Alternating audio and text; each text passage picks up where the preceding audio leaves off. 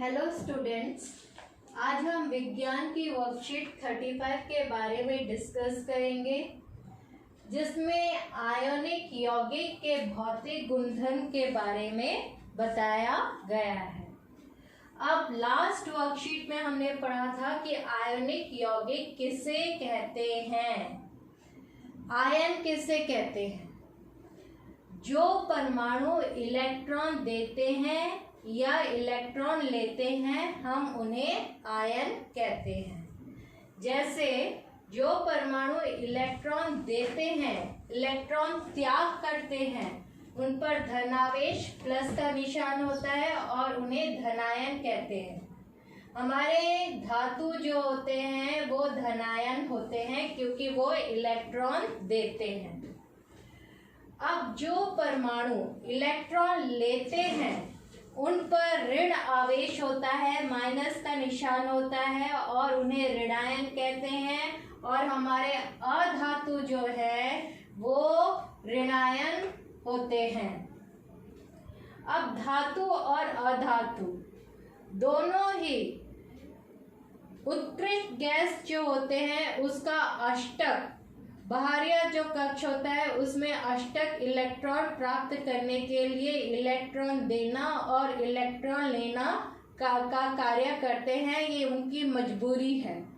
तो जब इलेक्ट्रॉन कोई देगा तो इलेक्ट्रॉन लेने वाला भी चाहिए। तो धातु जब इलेक्ट्रॉन त्याग करते हैं तो लेता कौन है? अधातु। तो ये आपस में एक आयोनिक आबंध से, एक रासायनिक बंध से बंध जाते हैं और आयोनिक यौगिक बनाते हैं, क्योंकि धातु पर धन आवेश होता है और अधातु पर ऋण का आवेश होता है। तो इसको हम आयोनिक यौगिक कहते हैं। हमने कुछ उदाहरण लिए थे। सोडियम क्लोराइड, नमक, लवण, जो हम सब खाते भी हैं। उसके बाद मैग्नीशियम क्लोराइड MgCl2, उसके बाद कैल्शियम ऑक्साइड CaO। इन सब का उदाहरण हमने पिछले वर्कशीट में देख रखा है। तो आज हम पढ़ेंगे आयनिक यौगिकों के भौतिक गुणधर्म के विषय में, यानी कि इनके गुणधर्म क्या होते हैं, आयनिक गुणधर्म, उनके भौतिक गुणधर्म क्या होते हैं। सबसे पहले है इसकी भौतिक प्रकृति क्या होती है। ये जो है धन और ऋण आयनों के बीच में आकर्षण बल के कारण ये आयनिक यौगिक बने होते हैं, जैसे ऊपर दिखाया गया है। तो इनमें एक मजबूत आकर्षण बल होता है, लेकिन अगर हम इस पर बहुत दाब लगाए तो ये बंध जो है, ये जो आकर्षण बल है, ये टूट भी सकता है। इसीलिए ये जो आयोनिक यौगिक जो होते हैं वो कठोर होते हैं, लेकिन ज़्यादा दाब लगाने पर उनके बीच का आकर्षण बल टूट जाता है, यानी कि वो भंगुर भी होते हैं। जैसे आपने नमक के क्रिस्टल्स देखे होंगे। पहले नमक का पाउडर जो है वो इस्तेमाल नहीं करता था, नमक के बड़े बड़े क्रिस्टल्स मिलते थे। वो बहुत कठोर होते थे, सख्त होते थे, लेकिन अगर आप उसको दाब लगाओ, पत्थर से तोड़ो, तो वो पाउडर भी बन जाता है कि नहीं। तो इससे हमें पता चलता है कि आयोनिक यौगिक जो है वो कठोर होते हैं, लेकिन दाब लगाने पर टूट जाते हैं, यानी कि वो भंगुर होते हैं। दूसरा है कि उनकी गलने का तापमान, गलना, और उनका वाष्प में परिवर्तित होने का तापमान, जिसको क्वथनांक कहते हैं, वो क्या होता है। क्योंकि उनके बीच में, आयनों के बीच में ऋणायन और धनायन जो कि आयनिक यौगिक बनाते हैं, उनके बीच में एक मजबूत आकर्षण बल है। उसको तोड़ने के लिए हमें बहुत ऊर्जा खर्च करना पड़ेगा। इसीलिए उसका गलनांक और क्वथनांक दोनों ही काफ़ी अधिक होता है। आपके वर्कशीट में एक सारणी, एक टेबल दे रखा है, उसमें देखिए यहाँ पर मैंने सोडियम क्लोराइड, लवण का लिखा हुआ है। गलनांक कितना है? 1074 केल्विन। यानी कि अगर आप ठोस सोडियम क्लोराइड लोगे और उसको गलाने के लिए उसे गर्म करोगे कि वो द्रव में बदल जाए, तो आपको कितनी ऊर्जा खत्म करनी पड़ेगी? 1074। वैसे ही अगर आप उसे इतना गर्म करो कि उसके वाष्प में वो परिवर्तित हो जाए, द्रव को अगर हम और गर्म करें तो वो वाष्प में परिवर्तित होगा, तो वाष्प पे परिवर्तित होने के लिए उसे 1686 केल्विन की ऊर्जा या ऊष्मा की जरूरत होगी।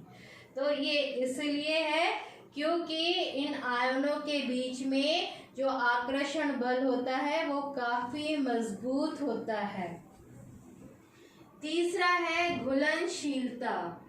अब है कि जो आयनिक यौगिक विद्युत के चालक हैं वो तो आसानी से पानी में मिल जाते हैं, लेकिन वो केरोसिन और पेट्रोल में अविलय है, मतलब वो पेट्रोल और केरोसिन में नहीं मिलते, लेकिन वो पानी में आसानी से घुल जाते हैं, जैसे कि यहाँ पर सोडियम क्लोराइड का उदाहरण दे रखा है। विद्युत चालकता। अब हम कैसे जांच करें कि ये आयोनिक यौगिक जो है वो विद्युत के चालक है? सबसे पहले विद्युत के चालन के लिए आपने विद्युत चैप्टर में पढ़ा होगा कि हमें आयंस की ज़रूरत होती है, इलेक्ट्रॉन्स की ज़रूरत होती है, लेकिन ये तो ठोस होते हैं। अभी हमने पढ़ा कि अगर हम जल में इले मिलाएं तो ये घुल जाते हैं आसानी से। तो हमने नमक लिया और इसे जल में जब मिलाया तो ये आसानी से घुल गए। यहाँ पर मैंने एक चित्र बनाया है। ठोस में देखिए सोडियम और क्लोराइड कैसे आपस में जुड़े हैं। जब आप पानी में मिलाओगे तो धीरे धीरे सोडियम के आयन और क्लोराइड के आयन जो है वो अलग अलग हो जाएंगे। तो फिर यहाँ पर सोडियम और क्लोराइड जो है वो आयन अलग हो गए और ये मजबूत जो इनके आकर्षण बल है इसको तोड़ने के लिए हमें उन्हें ऊष्मा देना पड़ेगा। जब हम दो यहाँ पर हमने ग्रेफाइट के छड़ लगाए, यहाँ पर हमने बैटरी लगाई है, ये बल्ब है, ये स्विच है।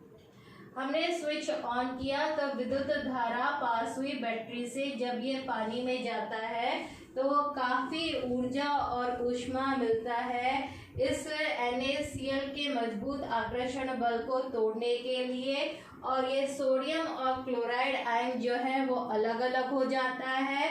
सोडियम पे धनावेश है इसलिए वो माइनस की तरफ जाएगा, जो माइनस इलेक्ट्रॉन जिस तरफ जुड़ा है बैटरी के उस तरफ जाएगा, और जो ऋणायन है जो कि क्लोराइड आयन है वो बैटरी के प्लस जो छोर से जुड़ा हुआ है उस रॉड की तरफ जाएगा। तो इससे क्या होगा, पानी में विद्युत का चालन होगा और ये बल्ब जो है वो जलने लगेगी। इससे पता चलता है कि NaCl लवण के विलयन जो है वो विद्युत का चालक है। आप NaCl के जगह MgCl2 लेके टेस्ट कीजिए, कैल्शियम ऑक्साइड लेके टेस्ट कीजिए और देखिए किस किस में बल्ब जलता है, किस में नहीं जलता। तो आयनिक यौगिक जो होते हैं वो विद्युत के चालक होते हैं। अब प्रश्न उत्तर पर आते हैं। पहला प्रश्न है, परमाणु इलेक्ट्रॉन प्राप्त करते हैं और ऋण आवेश प्राप्त करते हैं, उन्हें ऋणायन कहा जाता है, और परमाणु जो इलेक्ट्रॉनों को खो देते हैं और धन आवेश प्राप्त करते हैं उन्हें धनायन कहते हैं। उसके बाद है आयोनिक यौगिक दाब डालने पर टूट जाते हैं। तीसरा प्रश्न है कि आयोनिक यौगिकों का गलनांक अधिक क्यों है?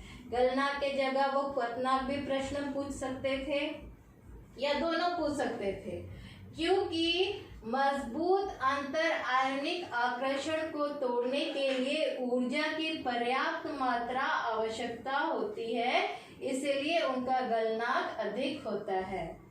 चौथा प्रश्न है कि आयोनिक यौगिक गलित अवस्था में ही विद्युत का चालन क्यों करते हैं? क्योंकि गलित अवस्था में विपरीत आवेश वाले आयनों के मध्य स्थिर वैद्युत आकर्षण बल ऊष्मा के कारण कमजोर पड़ जाता है, इसीलिए आयन स्वतंत्र रूप से गमन करते हैं एवं विद्युत चालन करते हैं। पांचवा प्रश्न है कि आपको चित्र बनाने को कहा गया है, विद्युत चालकता नमक का दिखाकर आपको एक नामांकित चित्र बनाने के लिए कहा गया है। तो ये मैंने यहाँ पर बनाया हुआ है, आप अपने वर्कशीट से देखकर और भी अच्छा बना सकते हैं। तो ये था आज के वर्कशीट के बारे में। नेक्स्ट वर्कशीट में फिर से मिलते हैं। Thank you.